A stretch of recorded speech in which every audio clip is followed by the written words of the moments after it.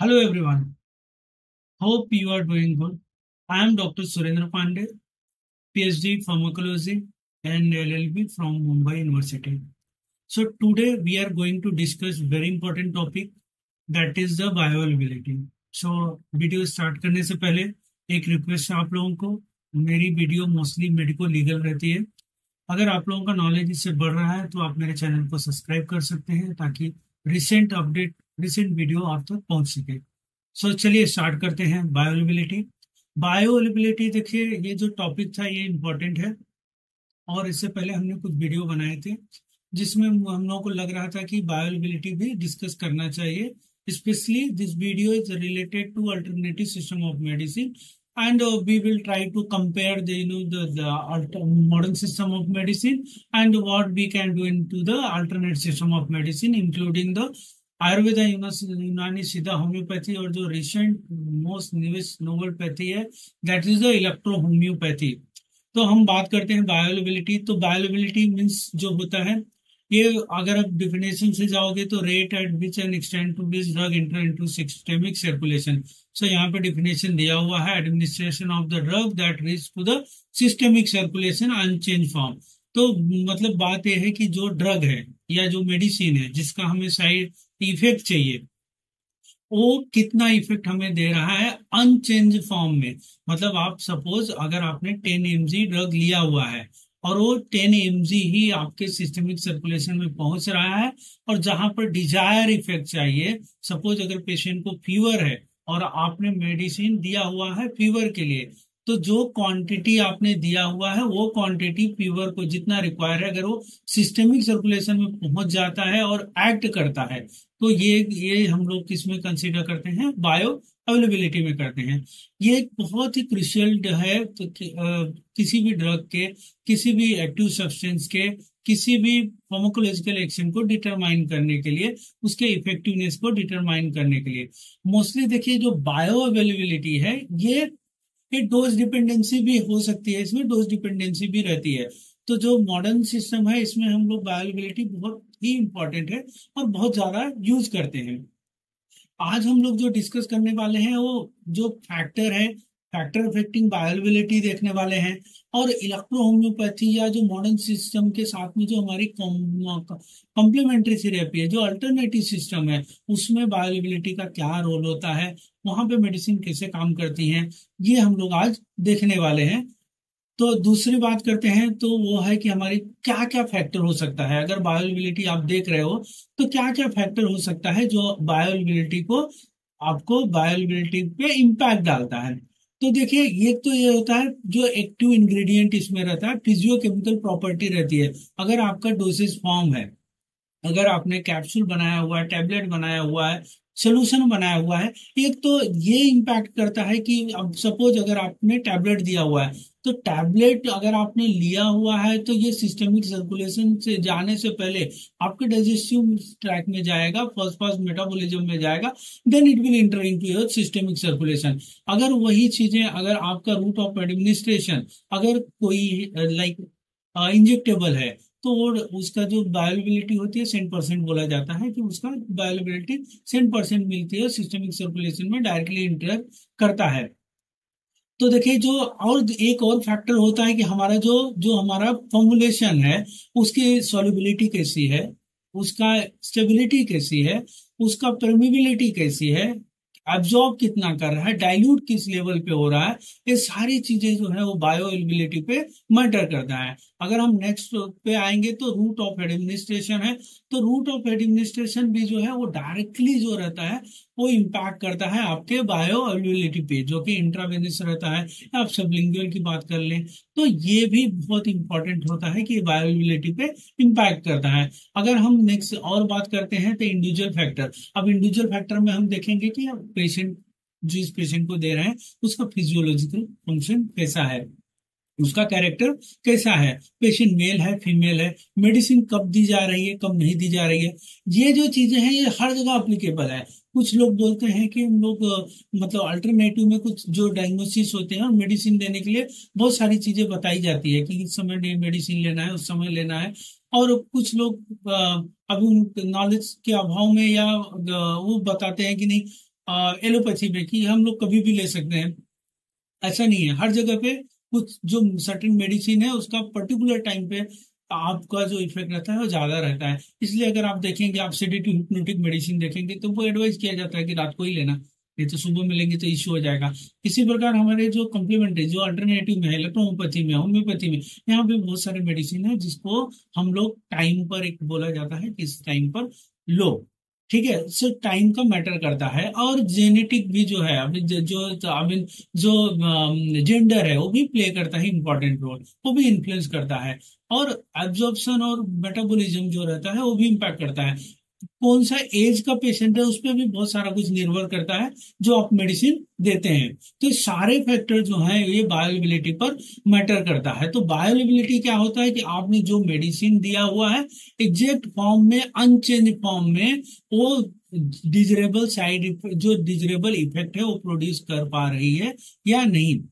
या वो आपने मेडिसिन दिया 100 mg दे दिया और वो मेडिसिन आपका जो इफेक्ट है 100 mg चाहिए, लेकिन तो आप देखिए, अगर मैं अब कंपेयर एक डेटा आपको बता, मतलब कंपेरिजन आपको बता रहा हूँ कि आपने पैरासीटामोल का नॉर्मल डोज है 500 mg, 650 mg, उस उतना जो डोज है वो एक एडल्ट को अगर हमने दिया तो उसका फीवर कम होना चाहिए। लेकिन अब यहाँ पे आता है मैटर बायोअवेलेबिलिटी का।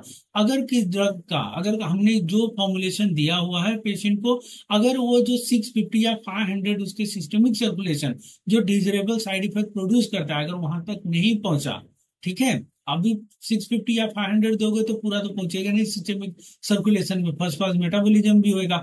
लेकिन इसके बाद भी एक कैलकुलेशन होती है कि आप पर्टिकुलर इतना अगर हम दे रहे हैं तो इतना वहां पे सिस्टमिक सर्कुलेशन में पहुंचेगा, डिजायर्ड साइड इफेक्ट प्रोड्यूस करेगा। सेम चीजें जो है कि अगर हमने अल्टरनेटिव इलेक्ट्रो होम्योपैथी का अगर हम डोज दे रहे हैं तो देखिए इलेक्ट्रो होम्योपैथी जो है ना, आप डोज डिपेंडेंसी हम ज्यादा कंसिडर नहीं कर पाते हैं। और बहुत ही मतलब ये बहुत अनफेयर भी होएगा कि अगर हम उसमें अगर हम डोज डिपेंडेंसी देखें, क्योंकि ये जो इसका जो फिलोसॉफी प्रिंसिपल मोस्टली जो कम्प्लीमेंट्री थेरेपी अल्टरनेटिव है इसमें हम लोग डोज डिपेंडेंसी का रोल कम होता है। लेकिन तो बायोअवेलेबिलिटी जिसमें दूसरे वे में कंसीडर किया जाता है कि हमने जो मेडिसिन दिया हुआ है, अभी आप 10 ड्रॉप दे रहे हो, 15 ड्रॉप दे रहे हो, तो क्या वो ड्रॉप जो है जो हमारे लाइटर डोज है, जो हमारे हायर डोज है, वो क्या हमारा इम्पैक्ट हो रहा है, वो भी हम लोग आज डिस्कस कर लेंगे। तो अभी देखो इसके बाद हम लोग आते हैं कि रूट जो है ओरल रूट, ओरल रूट की बात करते हैं, जो बायोअवेलेबिलिटी का ओरल रूट का। तो देखिए अगर हम लोग ले लेते हैं, अगर ओरल हमने लिया हुआ है, देखो एक इंपॉर्टेंट डायग्राम हमने दिया हुआ है, इसमें अगर हमने कुछ भी टैबलेट लिया हुआ है, कैप्सूल लिया हुआ है, आजकल तो टैबलेट कैप्सूल हमारे होम्योपैथी में भी बन रहा है, आयुर्वेदा में भी बन रहा है, तो आप समझ लीजिए कि अगर ये हम लोग ले रहे हैं टैबलेट या कैप्सूल तो उसका उसका जो इम्पैक्ट वो फर्स्ट पास मेटाबॉलिज्म में for sure it will go. तो वहां पे भी हम लोगों को ये चीजें देखना पड़ेगा कि हमारा जो प्रिंसिपल है वो बोलता है क्या, कि वो उस तरफ हम लोग वही चीजें फॉलो करें जो मॉडर्न सिस्टम फॉलो कर रही है। मैं यहाँ पे ट्राई कर रहा हूँ आप लोगों को कंपेरेटिव बताऊं ताकि आप लोगों को दोनों चीजें समझ में आए। और बहुत सारे लोग हैं जो इंटर्नशिप करते हैं, हॉस्पिटल जाते हैं, मल्टी स्पेशलिटी हॉस्पिटल में काम करते हैं, तो उनके लिए भी बेनिफिट हो। तो अगर हमने अब बात करते हैं, अगर हमने टैबलेट या कैप्सूल हमने स्वेलो कर लिया तो वो क्या करेगा, वो डाइजेस्टिव प्रोसेस में जाएगा। डाइजेस्टिव प्रोसेस में अब वहां पे जाने के बाद ये क्या होएगा, वो गैस्ट्रोइंटेस्टाइनल फ्लूइड के साथ मिक्स होएगा। इसके बाद क्या होएगा, वो इंटर करेगा फर्स्ट पास मेटाबॉलिज्म। अब फर्स्ट पास मेटाबॉलिज्म जो प्रोसेस होता है before reaching into the systemic circulation, so first pass metabolism में there are the various enzyme which is present into the liver. वो लीवर की जो एंजाइम रहती है वो ट्राई करती है कि जो ड्रग रहता है उसके साथ, अभी सिंपल मैं बोलूं, उसके साथ वो क्या होती है कि जो हमारा ड्रग रहता है उसका काम होता है ब्लड स्ट्रीम में पहुंचना। लेकिन ब्लड स्ट्रीम में पहुंचने से पहले हेडल हो जाता है, उसके यहाँ पे कुछ हेडल रहता है। वो हेडल कौन से हैं, जो लीवर की इंजाइम रहती हैं, वो उनको क्या करती हैं, वो उनके साथ में पहले फाइटिंग चालू हो जाता है। अब वो वहां पे पहुंचने नहीं देती हैं। अब इसमें इसलिए हमारा जो ड्रग डिजाइन रहता है वो इस लेवल पे किया जाता है जो ओरल रहता है पर्टिकुलर। तो ये ड्रग डिजाइन इसलिए होता है कि देखो आप डिस्पोजेबल टेबलेट होता है, सस्टेन रिलीज टेबलेट होता है, बहुत सारी चीजें कैप्सूल में भी आ रहा है, आपके इंजेक्टेबल में भी आ रहा है। ठीक है। तो जो ड्रग डिजाइन है वो उस लेवल पे किया जाता है कि जो फर्स्ट पास जो लीवर की इंजाइम है उसको, जो हमारा ड्रग है जो सिस्टेमिक सर्कुलेशन में जाना चाहिए वहां पे प्रॉपर चला जाए, और जो उसका मेटाबॉलिज्म है वो लीवर में नहीं होना चाहिए। सो मोस्टली मेटाबॉलिज्म लीवर में हो जाएगा तब हम इम्पैक्ट होएगा। इसके बाद होता है जो डिस्ट्रीब्यूशन होता है, so distribute the various tissue and organ so through the body. And इसके बाद क्या होता है, अगर फर्स्ट पास मेटाबॉलिज्म पास कर गया, मतलब ड्रग सिस्टेमिक सर्कुलेशन में चला गया, इसके बाद वो जहां पर भी थेरेपेटिक इफेक्ट चाहिए वहां पे वो पहुंच जाता है। तो ये एक स्टेप मैंने बताया है कि अगर हमने ओरल लिया तो वो क्या काम करेगा। अब अगर हम बात करते हैं इलेक्ट्रो होम्योपैथी की, तो देखिए इलेक्ट्रो होम्योपैथी का हम लोग जो भी टैबलेट इस समय मार्केट में अवेलेबल है, या हम लोग यूजुअली तो जो रहता है मोस्टली जितनी भी कंपनियां हैं सारे लोग ये चाहते हैं कि मतलब हम जो मेडिसिन दे रहे हैं वो इसेंस फॉर्म में रहे, उस वो जो रहे वो मोस्टली हम लोग लिक्विड में देते हैं। तो बहुत सारे जगह पे लिक्विड वाला डॉक्टर बोलते हैं, पानी वाले डॉक्टर बोलते हैं। तो देखिए पानी अगर या लिक्विड में हम मेडिसिन दे रहे हैं, तो अगर हम बना के दे रहे हैं उस समय क्या होगा, मोस्टली अगर हम लोग ले रहे हैं तो क्या होता है, जो नेचर रहता है, एक तो हम उसमें पानी मिक्स करके देते हैं, दूसरा हमारा डाइल्यूशन रहता है, जो हमारा जो अब्जॉर्प्शन होता है, जो जो फर्स्ट पास मेटाबॉलिज्म रहता है, हमारी जो मेडिसिन है पर्टिकुलरली जो इलेक्ट्रो होम्योपैथी का या जो अल्टरनेटिव है उसमें अगर हमने दिया हुआ है, तो अगर वो उसमें हमने कुछ मिक्स नहीं किया हुआ है, अगर हमने टैबलेट भी दिया हुआ है तो टैबलेट मोस्टली सबलिंगुअल टाइप रहता है, आप क्रश करके आप अपने जो क्रश करके मुंह में रख सकते हो, हमें सबलिंगुअल इफेक्ट ले सकते हैं। आप देखेंगे लास्ट वीडियो में भी हमने डिस्कस किया था, इन केस ऑफ इमरजेंसी हम क्या देते हैं, सबलिंगुअल दिया जाता है। बहुत सारे मतलब न्यू न्यू चीजें आ रही हैं। तो यहाँ पे जो हमारी मेडिसिन है इलेक्ट्रोहोम्योपैथी, वो जो काम को फर्स्ट पास मेटाबॉलिज्म अगर प्रॉपर वे में दिया जाए तो फर्स्ट पास मेटाबॉलिज्म का कोई इम्पैक्ट नहीं होता है, क्योंकि मोस्टली ये सबलिंगुअल इसका इफेक्ट हो जाता है। और इसके और सारे मैकेनिज्म हैं जो मोस्ट प्रोबेबली जो इम्पैक्ट करते हैं, जो ड्रग डिपेंडेंट डोज डिपेंडेंट नहीं होते हैं, वो भी हम लोग डिस्कस करेंगे। तो देखिए अब आते हैं हम रूट ऑफ एडमिनिस्ट्रेशन। सो हमारा रूट ऑफ एडमिनिस्ट्रेशन जो है जिसका मैक्सिमम बायोअवेलेबिलिटी है वो है आईवी। आईवी ऑलमोस्ट 100% उसका रहता है, बायोअवेलेबिलिटी रहती है। बायोअवेलेबिलिटी मतलब जितना हमने दिया हुआ है विदाउट अनचेंज फॉर्म वो थेरेपेटिक इफेक्ट प्रोड्यूस करता है। इसके बाद हमारा आता है इंट्रामस्कुलर सबक्यूटेनियस। सो ये सारी जो चीजें हैं वो आती हैं, और ये इसमें जो इंजेक्टेबल होता है उसका बायोअवेलेबिलिटी ज्यादा हो जाता है, मोस्टली अनचेंज फॉर्म में अपने को इफेक्ट मिल जाता है। अब हम बात करते हैं इलेक्ट्रो होम्योपैथी की। तो देखिए दोस्तों, इलेक्ट्रो होम्योपैथी जो है अल्टरनेटिव मेडिसिन है, और इलेक्ट्रो होम्योपैथी जो है जो काम करती है मोस्टली, देखिए देखिए हम लोग बोलते हैं कि ब्लड और लिम्फ को प्यूरिफाई करती है, होमोस्टैसिस करती है, जो इम्बैलेंस है उसको दूर करती है।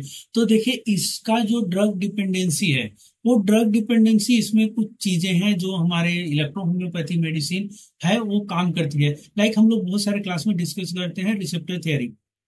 आप अगर हमारे ऑफलाइन क्लास में आइए तो हम लोग रिसेप्टर थ्योरी बात करते हैं। रिसेप्टर जो होता है वो सेंसिटिव होता है, वो सेंसिटिव होता है, उसको ड्रग डोज जो होता है वो बहुत उसका मतलब अगर हमने प्रॉपर सिलेक्शन किया हुआ तो बहुत ज्यादा रिक्वायरमेंट नहीं रहता है। सिग्नलिंग जो रहती है, सेलुलर सिग्नलिंग रहती है, उसके लिए भी हमें ड्रग डिपेंडेंसी नहीं होती है। और अगर हमारे पास हमारी जो मेडिसिन है उसमें जो इसका इंजाइमेटिक जो रोल है वो भी उसमें काम करता है। देखिए इंजाइमेटिक काम करता है, इसके साथ में अगर हम ये भी देखें कि जो जो अ, हमारे जो मेडिसिन है वो जो जो नेचर है, जो डिजीज का नेचर है उसको उसमें भी इम्पैक्ट करता है। उसके जो इसमें स्ट्रेस रिस्पॉन्स प्रोड्यूस करता है। जितने भी अल्टरनेटिव हमने एक स्टडी किया हुआ है, देखा हुआ कि जितने भी अल्टरनेटिव है वो स्ट्रेस रिस्पॉन्स प्रोड्यूस करते हैं, जिससे क्या होता है कि अभी सपोज एक मेडिसिन है, एक डिजीज है और वो दबा हुआ है, तो अभी क्या होएगा, अगर हमने मेडिसिन दिया हुआ है तो होम्यो अगर हमने मॉडर्न सिस्टम का, मैं कॉमन से एग्जांपल मॉडर्न सिस्टम का मेडिसिन देंगे तो वो ट्राई करेगा कि उसको दबा दे, उसको सुखा दे। अगर अगर आप कॉम्प्लीमेंट्री हमारी इलेक्ट्रोहोम्योपैथी या जो अल्टरनेटिव सिस्टम है अगर हम इसमें लेते हैं तो उनका जो नेचर होता है that is working on the root cause. अब रूट कॉज में है तो उसको शायद उसमें शायद स्ट्रेस रिस्पॉन्स उसमें प्रोड्यूस करती हैं। इसमें जो इनके इन्फ्लामेटरी पाथवे हैं उसको उसमें उसको इनहेंस कर देती हैं। जो न्यूरो हम बहुत सारे वे हैं यहाँ पे देखिए, जो न्यूरो ट्रांसमीटर है उसको इंक्रीज करती है, नर्वस सिस्टम पे काम करती है, इंजाइमेटिक एक्टिविटी पे काम करती है, बायो एनर्जी जो बायो एनर्जी है बॉडी का उस पे काम करती है। और हमारे जो सब्सटेंस है, जो एक्टिव इंग्रेडिएंट है, जो हमारे इलेक्ट्रोहोम्योपैथी मेडिसिन में इन नैनो पार्टिकल या पीको पार्टिकल में भी अगर हम कंसीडर करेंगे, जो लेवल पे डाइल्यूशन देते हैं तो वो रिसेप्टर पे भी जाते हैं। तो इस वे में जाके वो मैकेनिज्म देते हैं, वो इस वे में जाके वो प्रोड्यूस करते हैं। हमने एक बहुत ही मतलब हम लोग एक रिसर्च आर्टिकल पे काम कर रहे हैं जिसमें हम अभी ट्राई कर रहे हैं कि जो हमारी इलेक्ट्रो होम्योपैथी है वो किसी एक मैकेनिज्म या प्लांट थेरेपी है, जो किसी एक मैकेनिज्म को पकड़ लोगे तो आप उससे आप किसी भी मेडिसिन को उसका pharmacological action, mechanism of action ये निकालना थोड़ा मुश्किल हो जाता है। क्योंकि ये आप एक प्लांट से ले लोगे, इसमें मल्टीपल एक्टिव इंग्रेडिएंट है, इसके मल्टीपल नेचर है, मल्टीपल इंडिकेशन है। इसके लिए इसमें ये प्लांट्स में एंजाइम भी होती है। अभी देखिए, इससे पहले ये हुआ था कि मतलब कुछ लोग हैं मतलब बड़े ही अच्छे नॉलेज वाले हैं, उन्होंने मतलब इंजाइम पर बोला हुआ है कि इलेक्ट्रोहोम्योपैथी, हम लोगों ने कभी भी कि जो भी इंजाइम पर बात करते हैं हमने कभी भी किसी का विरोध नहीं किया हुआ है कि इंजाइम प्लांट से तो इंजाइम है, ये तो मतलब नॉर्मल सी बात है, प्लांट से इंजाइम तो होएगा ही ना। जब ह्यूमन बॉडी में इंजाइम है, जितने भी लिविंग सिस्टम में इंजाइम तो होना ही है। हमारी काम भी होता है, इंजाइम काम करती है, लेकिन ओनली इंजाइम अगर आप बोलेंगे तो थोड़ा सा प्रॉब्लम हो सकता है, क्योंकि इसके मल्टीपल फैक्टर को हम लोगों को देखना चाहिए। बायो एनर्जी को भी हम लोग देखना पड़ेगा। इसके हमारे बायो एनर्जी मतलब ये कोई नया कंसेप्ट नहीं है, ये चीजें हैं हमारे प्लांट्स में। इसके बाद अगर आप देखेंगे रिसेप्टर थियरी की, जो कि रिसेप्टर होता है वो बहुत प्रोटीन प्रोटीन नेचर होता है, बहुत सेंसिटिव होता है, उसको भी आप देखेंगे उसमें छोटी सी चीजों को सेंसिटिव होकर बहुत बड़ा रोल प्रोड्यूस करती है। और अगर रिसेप्टर एक्टिवेट नहीं हुआ तो फार्माकोलॉजिकल एक्शन या किसी ड्रग पर काम करना मुश्किल हो जाता है।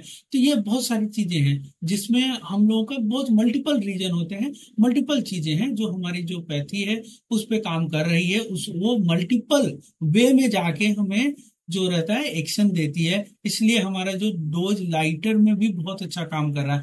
कम डोज में हमारा आप देखेंगे डाइल्यूशन जाएंगे तो नैनो पीको में भी नहीं मिलेगा, लेकिन इसके बाद भी ये बहुत ही अच्छा काम कर रहा है। तो यहाँ पे जो बायोअवेलेबिलिटी है वो दूसरे वे में कंसीडर हो रही है।